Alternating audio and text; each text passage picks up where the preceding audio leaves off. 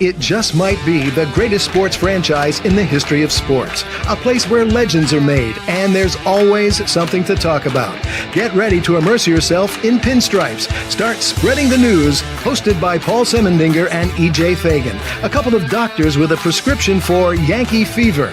And now, here's Dr. Paul Semendinger and Dr. E.J. Fagan. Get ready to start spreading the news. All right, my friends, welcome to the Dr. Sem Yankee Show and the Start Spreading the News Yankees podcast. These air on Saturday mornings at 7 a.m. and Monday evenings at 9 p.m. EJ and I do the Start Spreading the News podcast, and we really haven't done much of it this last year because I've been working, and I have just 500 million Monday night meetings, and that's just gotten in the way of us being able to do those shows. So we will be back doing those shows live, hopefully, once July rolls around. We keep delaying it, but the delay is always on my end because I'm just too busy. But I'll be retired again soon. By the way, I didn't do this last week. Let's make today a great day. How do you make your day great? It's simple. You look around the world and you notice the good. You take the good, you put it in your heart and you cherish it. And then you spread it forward. Sometimes people say, Dr. Sem, there is no good. I say there is. But if you can't find any good, then go out and create your own. Do something nice for somebody else. And then there's good. And then you can cherish it. And then you can give it away. Remember, when we give love, it comes back to us in greater amounts than we ever gave. Now, speaking of good, I have one of my dearest friends as our special guest. But I would be remiss if I didn't say that this show is brought to us by Artemisia Publishing, a fantastic publisher located in the United States of America. They publish a gazillion different books in a variety of different genres. And they, of course, have published numerous of my books, including the Motivational 365.2. If you think there's something you would like to do and you're afraid you can't do it, read that book. That will motivate you to do it. Roy White's From Compton to the Bronx, the wonderful The Least Among Them, my newest Yankee book, The Greatest New York Yankees by Uniform Number. Mike Whiteman, by the way, who is our special guest, has helped on numerous of these books as an important editor. And of course, the greatest novel ever written. If you have not read Scattering the Ashes, your life is incomplete. Complete your life. Make your life one that is totally perfect in every way by enjoying my great novel, The Scattering the Ashes, also available on audiobook recorded by me. So that's the introduction stuff. And ladies and gentlemen, my dear friend, the wonderful Mike Whiteman. Mike, how are you? Paul, I'm wonderful. How are you? I'm doing great. It seems as though we were together not very long ago. You know, it just seems like yesterday. or maybe sooner. Maybe. Might have been just a little while ago. I was recording two shows in the same evening. By the way, this is the book I was talking about by Tom Stanton. It's called Ty and the Babe. Oh, yeah. And baseball's fiercest rivals. A surprising friendship and the 1941 Has-Been Golf Championship. This is a phenomenal book. I can't recommend it highly enough. Yeah. Hey, I got to say something. One of my favorite parts of watching your show is when you encourage us all to make today a great day. And, that's, sometimes we kind of get lost in our, in the baggage in our head and maybe, what's going on. And just that reminder is a good thing that we can, we may be limited what we can control in life, but we can control what's right here. And, correct. And there is good, even in our darkest days, there are good things that are happening. Mm-hmm. We're breathing, there's food, we have family, we have friends, we have shelter, there are kind people, there are nice things that are happening. And I think we need to spend more time remembering and appreciating those good things that are happening. And again, one of those good things is, if it weren't for Start Spreading the News, you and I would have never been able to meet up and become friends. It's amazing. And, it was it's about 8 years ago, I think. It was right before Aaron Boone was hired. Because I remember that was one of the first things that I wrote about. I think that there were two things I wrote about. And Giancarlo Stanton and Aaron Boone. Mm-hmm.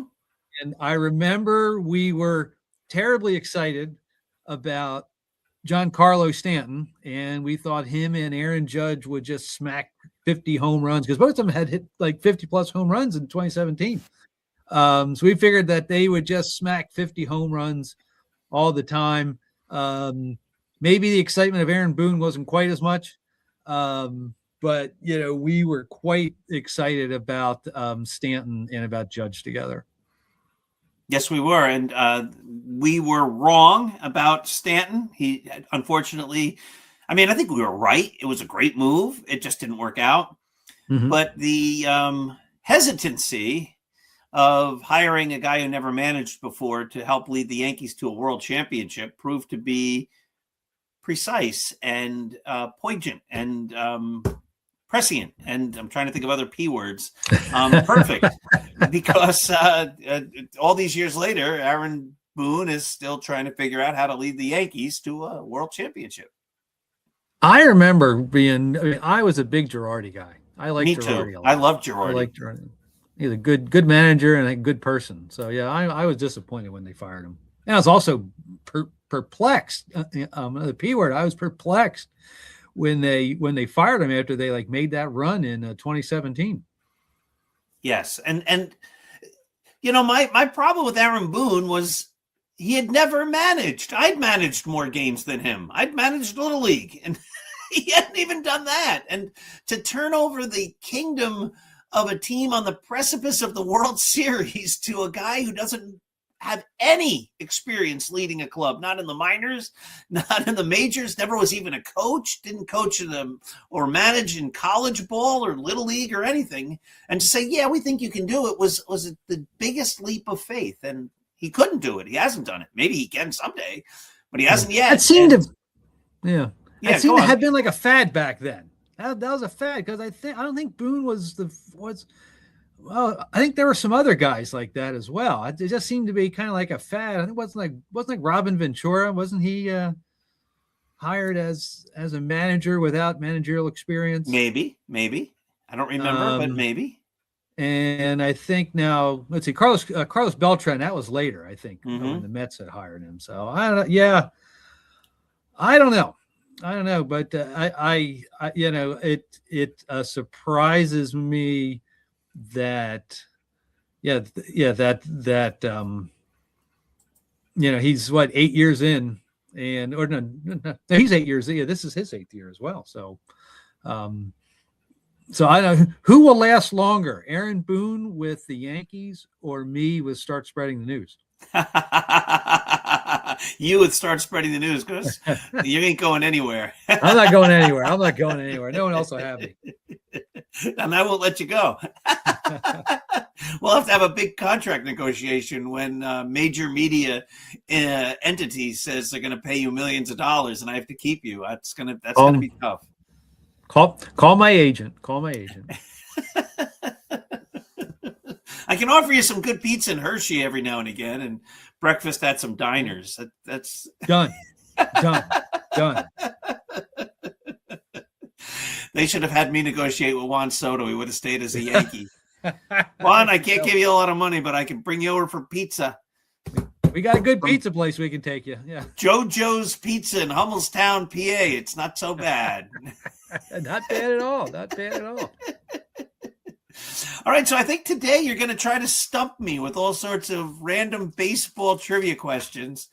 I have no idea what you're going to ask, and if I get them wrong, that's half the fun. And last week we looked at baseball cards from Hall of Famers, and this week we're going to talk baseball by just starting with trivia and seeing where that leads us. Now these will be primarily focused on the Yankees. That's primarily good. Focused on the Yankees. That's in my wheelhouse. That's in your wheelhouse. So let me ask. So the first one I'm going to ask you is one that I just came upon recently, and that is, who was the Yankee starter in the first game at Yankee Stadium in 1923? All right, I think I know that. I think it was Bob Shockey. Bob Shockey. Yes. There you go. Very good. I kind of remember Bob Shockey being. I didn't see it because I wasn't a Yankee fan in 1976. I wasn't quite into it. I didn't quite know what baseball was, but I remember getting the 1977 Yankees yearbook when I first went to my first game, and I kind of remember a photo spread that showed pictures from the opening of the new stadium from the year before, and they're saying Bob Shockey. That's my recollection, and that's how I would know that answer. Yeah, years ago, I went to the Hall of Fame. Spent a couple of days. This one probably about 2018, 2019. I just drove up myself, spent a couple of days there, and I went into the library. And I had asked them beforehand if they could pull some things from Yankee Stadium opening, from the original Yankee Stadium. And of course, the Hall of, and so you've accessed the Hall of Fame library with your writing, and they're wonderful there. They're absolutely wonderful. I think it was a guy named Cassidy, if I'm correct. Cassidy Lent. She is just remarkable. She was so kind, so welcoming. And so when I got there, she said, "Oh, I've been expecting you." Handed me a number of materials about the original Yankee Stadium. One of the things was a program, under some sheets or whatever, for the first Yankee Stadium game. And so, of course, I had to wear gloves on it too there, but it was pretty neat to see. It's great stuff. Yeah. Sometimes I think Bob Shockey, I'm not sure if Bob Shockey really gets the love that he should be. Bob Shockey was a good pitcher. Bob Shockey, you're absolutely correct. I'll pull up his numbers right here if we have a second. That's what I got here. Yeah, 4-time 20-game winner, 195 career wins, 46.6 WAR. He pitched from 1913 to 1927. Yeah, led the league in games finished in 16, in ERA in 1920, in saves. How about that? Saves. He won 24 and 14 in 1960 with the Yankees, and also had 8 saves. They didn't keep track of saves back then, but he had a 7 WAR season in 22. He had an 8 WAR season in 1920, a 6.9 WAR season in 1916. Member of the 27 Yankees, though he only pitched in 19 games that year, only made 2 starts. But yeah, Bob Shockey, he's one of those guys that's been forgotten about, but he was a big-time player, and he helped bridge the Yankees from the Highlander days. Was he ever a Highlander? No, from the early Yankee days. He became a Yankee in 1915, but he bridged the gap from when they were just an also-ran to when they were great.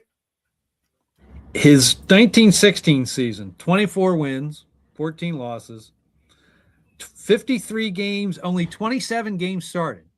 So he only started 27 games, yet he won 24 games. 20, like you said, 24 games finished, 21 complete games. That's kind of a crazy season. He must have when he pitched relief, he wasn't just coming in to do 1 inning at a time. No.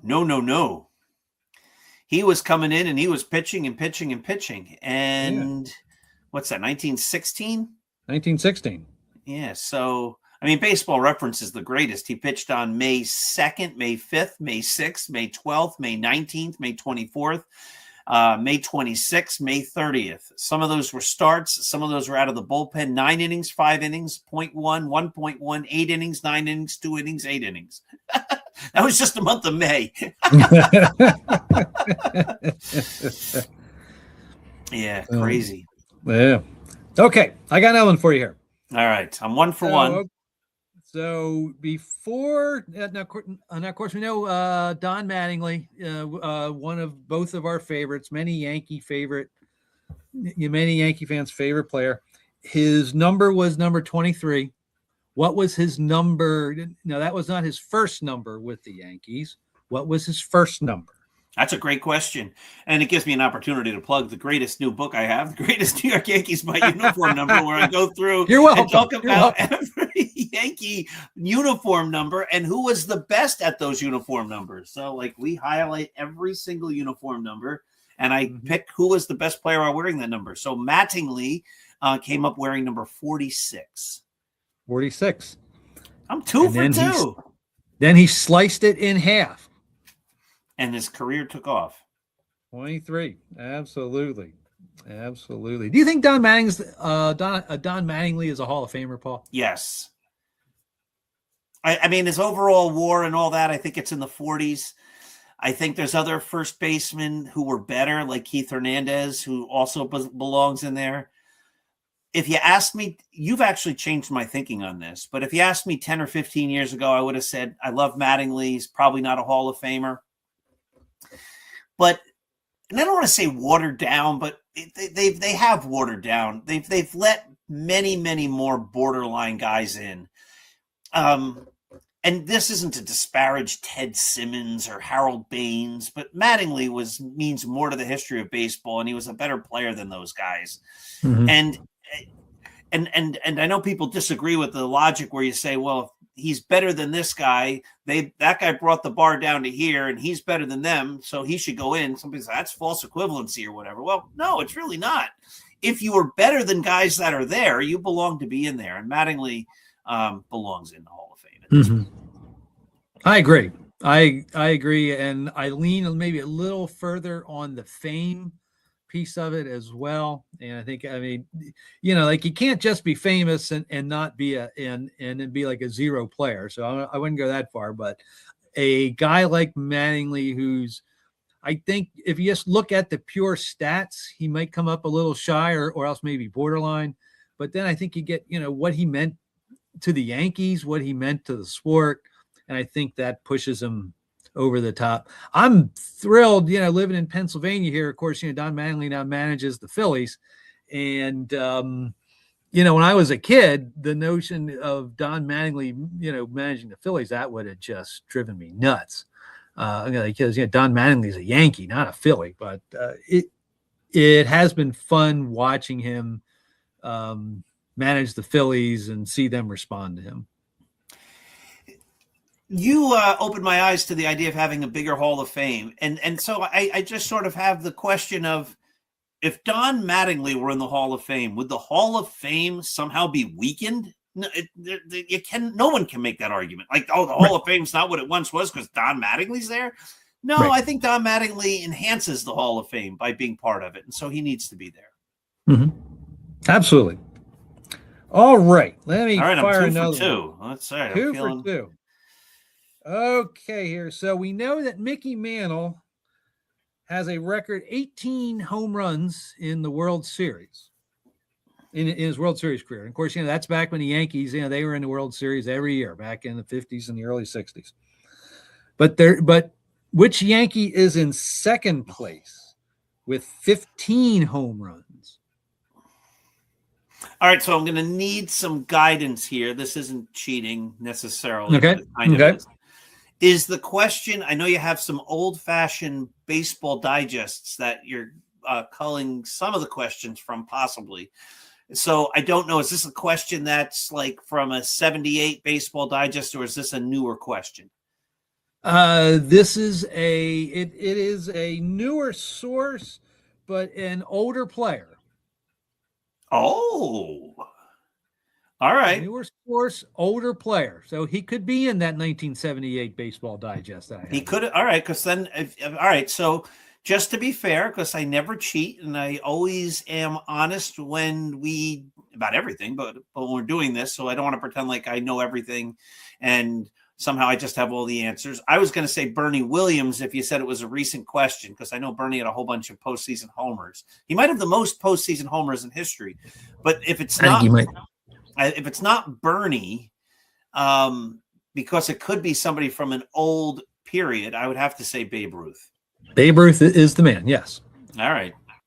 So I get it right only because of your hint. If you didn't give me that hint and you said the number is accurate as of today, I would have leaned to Bernie. And then you would have said, no, it's somebody from a long time ago. And then I would have said Babe Ruth. So I'll give myself half. It's instead of give yourself a half a point at least. But and of course it's the feat of getting all these World Series home runs. And again, back in a day where you didn't have playoffs and stuff. So, gosh, how many?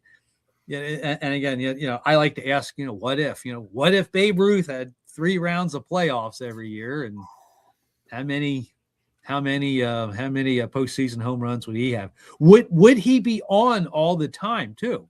Because you think, if you constantly have, if you're 3 series every year, you got to have a dud every now and then. I would suspect. Yeah, I'm sure. But the Babe had this knack of being able to rise to the occasion. So who hits the first home run in Yankee Stadium? Babe Ruth. Who hits the first home run in the All-Star game? And that was 1933 we decided. So he was old, Babe Ruth. Who calls his shot in the 1932 World Series? Babe Ruth. And so people, he didn't really call his shot. But when you read accounts of that whole thing, players said, well, maybe he didn't call that shot. I'd like to believe that he did. But they said, Babe would do that all the time. He would say, I'm going to go up there and hit a home run, and he would. So whether or not he actually called that pitch against Charlie Root in the 32 World Series, I think he did. But even if he didn't, the contemporary reports say Babe Ruth would do that kind of stuff all the time. Right. I mean, even if he didn't, you believe that he could. Yes.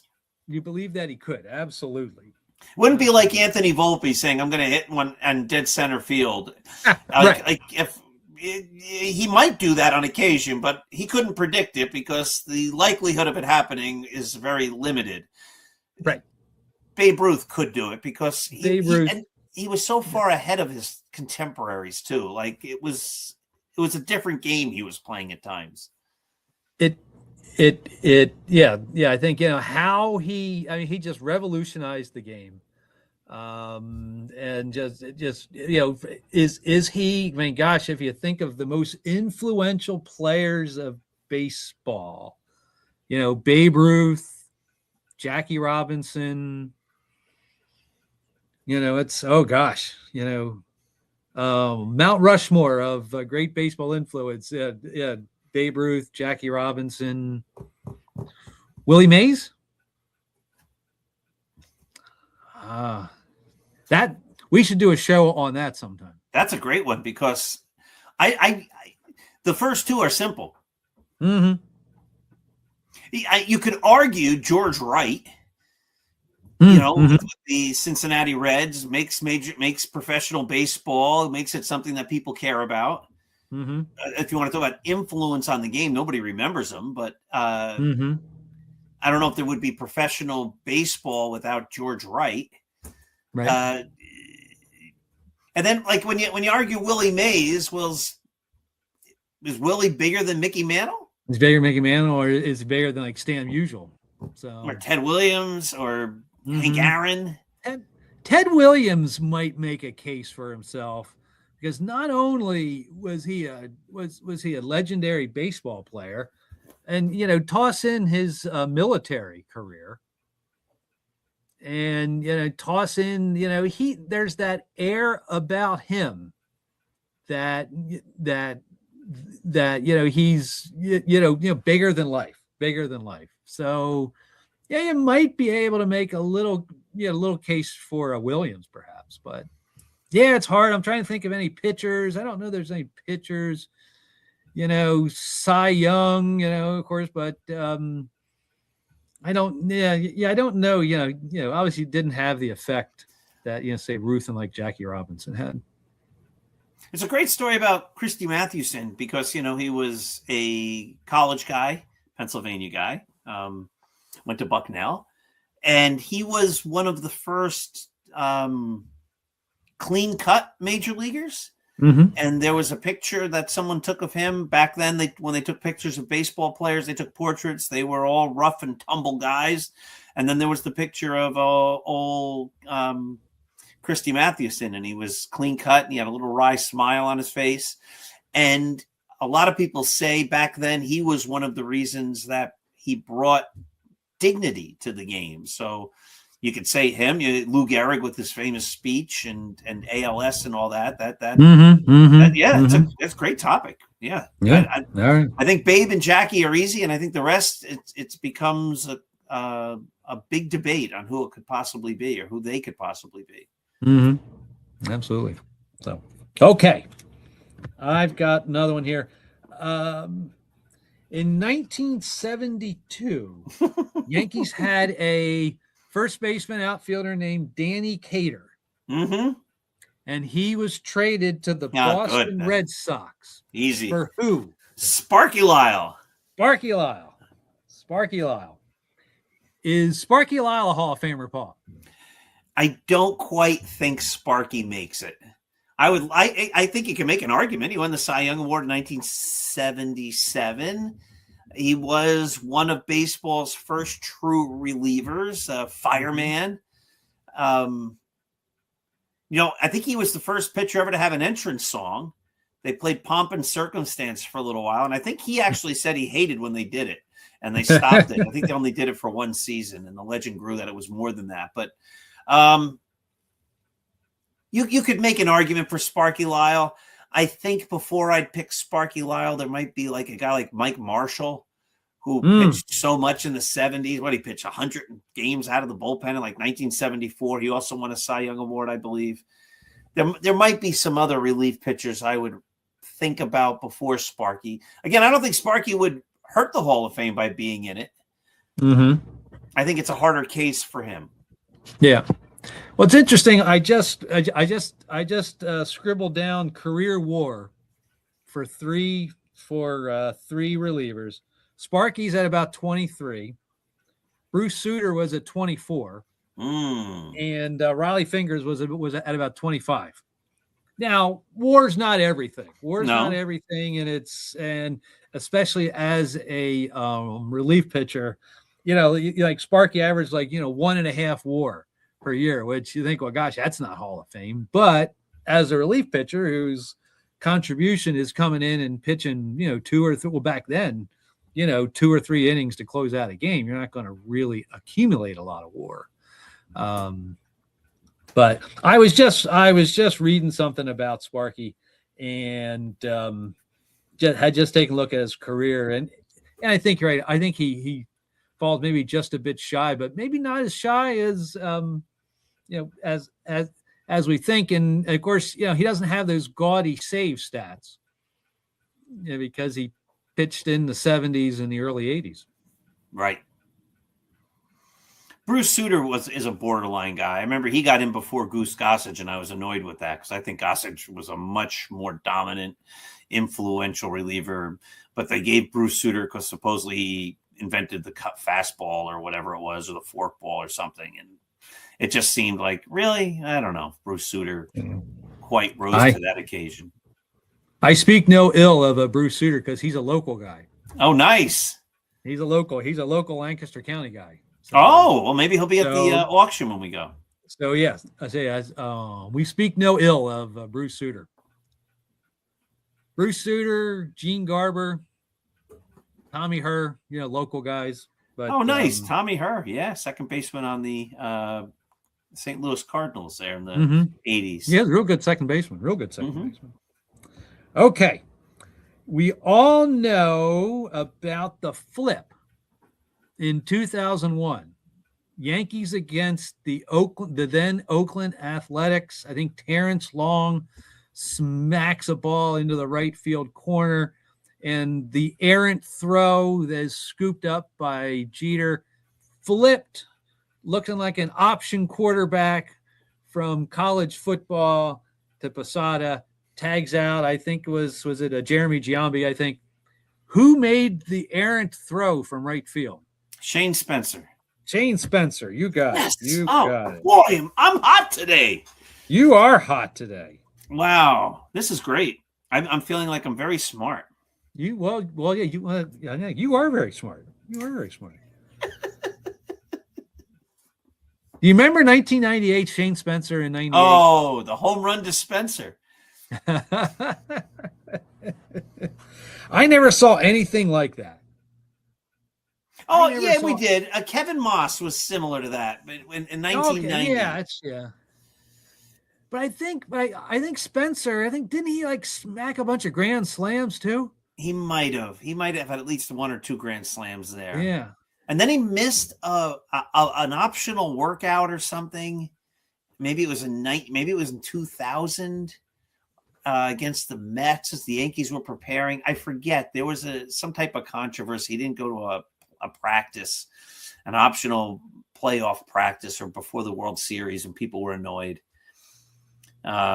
Sometimes people get a little too big for their britches or something. But yeah, he was fun. That was unbelievable. Yeah, well, yeah. I remember, and of course, 98 was, of course, the perfect season. So, and that just put the exclamation point on at least the regular season. 100%. Okay, I've got, and let's see here. I had asked a question about the opening of original Yankee Stadium in 1923. I now have a question about the opening of Yankee Stadium in 2009.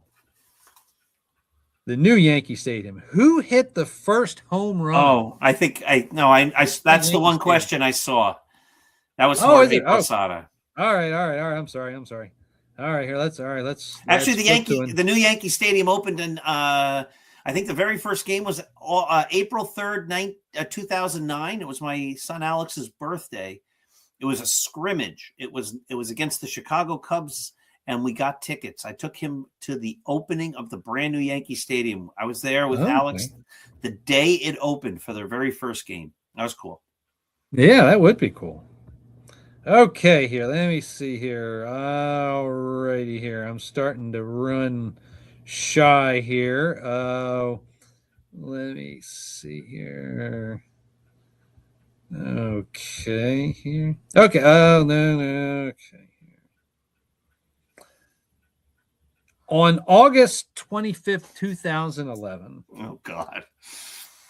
Robinson Cano, Russell Martin, and who else hit grand slams for the Yankees that day? God. 2011, Curtis Granderson. Yes, that's right. Yes, that's right.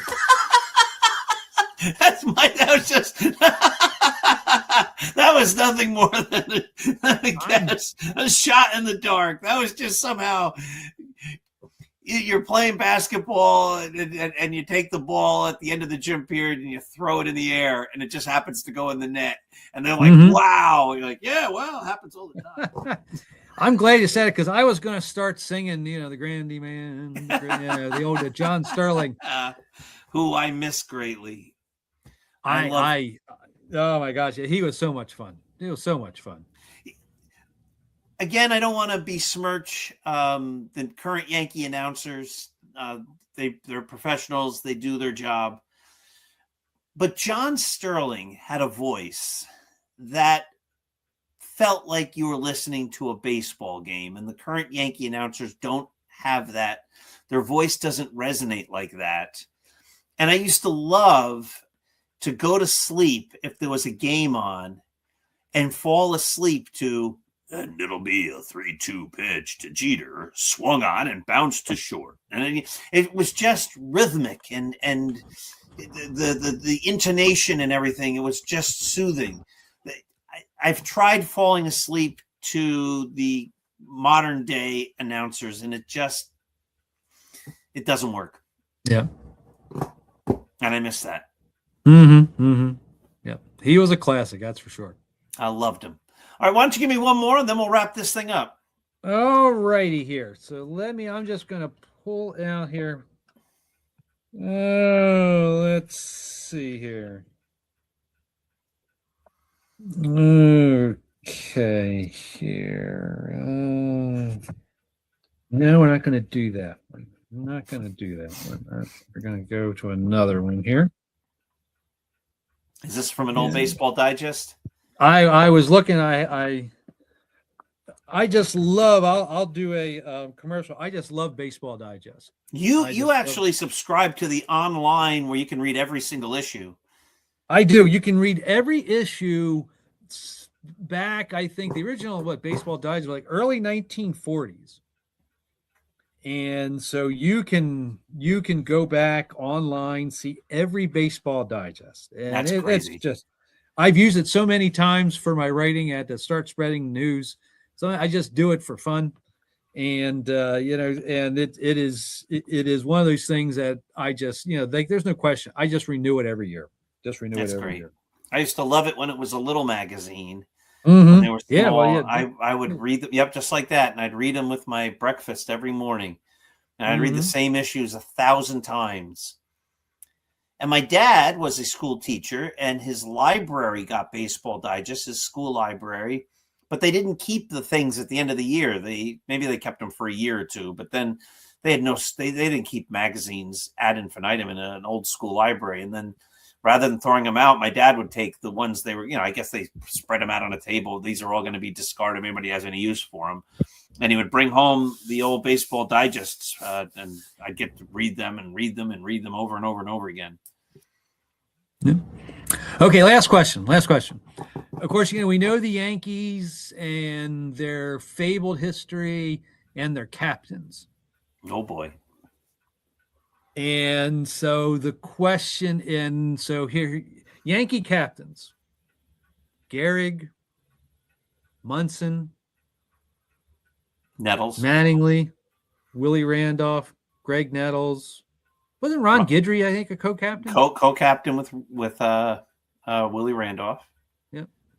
Jeter, Aaron Judge. Am I missing anybody? There were a couple before Gehrig. Babe Ruth was the captain for a minute. There's a debate about one guy. I can't remember who it was. There was a debate. Sometimes there's information that gets spread through the internet that's incorrect, and somebody had made a list and it got published over and over and over again. And I started an article for Start Spreading the News. This is probably 5 or 8 years ago, disproving that player was ever a captain. I don't quite remember who it was. I think Hal Chase might have been a captain for a minute. All right. So what's the question? Who is the longest tenured? Oh, wow. That's a great question. Wow. Because they all became captains at not early in their careers. Mm-hmm. It was always towards the tail end. Munson became captain probably in 76. Or was it later?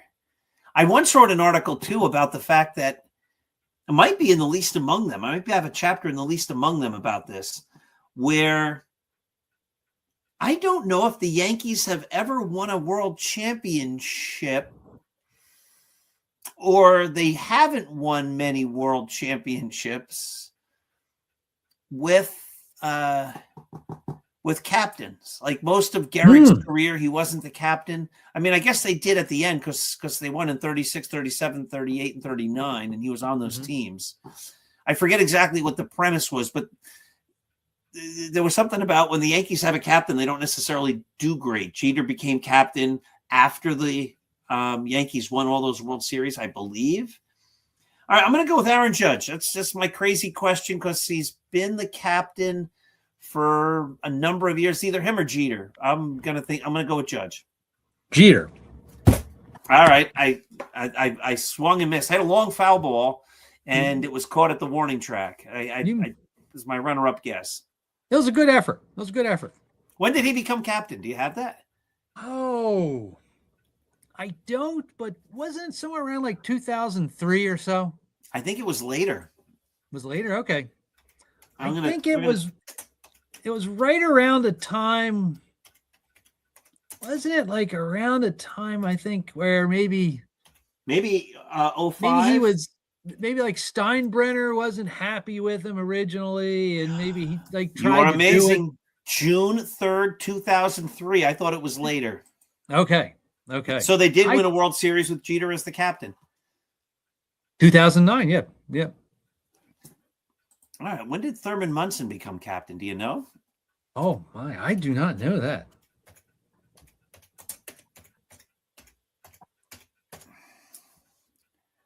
April 17th, 1976. Okay. Well, and yeah, he had what? And then they won the American League pennant, and Yeah. then they won 2 World Series. Then So whatever my thought was on how well the Yankees do when they have a captain is I'm misremembering whatever it was that I'd figured out regarding that, because it doesn't make any sense, because Jeter won a World Series. Gehrig must have won a whole bunch. Munson won 2. Judge hasn't won any. Mattingly didn't win any. With them as captains, Nettles and Randolph and Guidry never won any. So I don't know. Maybe it's the majority of seasons when the Yankees had a captain they didn't win. Right. Because Jeter only won 1 after all those years and stuff. All right. Mike, this was a great pleasure. This was always fun. Yeah, I appreciate the invite. Always glad to chat baseball with you, Paul. Me too. You're a good man. And thank you always. And have yourself a wonderful day. You do the same. All right, my dear friends, this has been the Start Spreading the News and the Dr. Sem Yankee shows. Have yourselves a wonderful day. Let's go.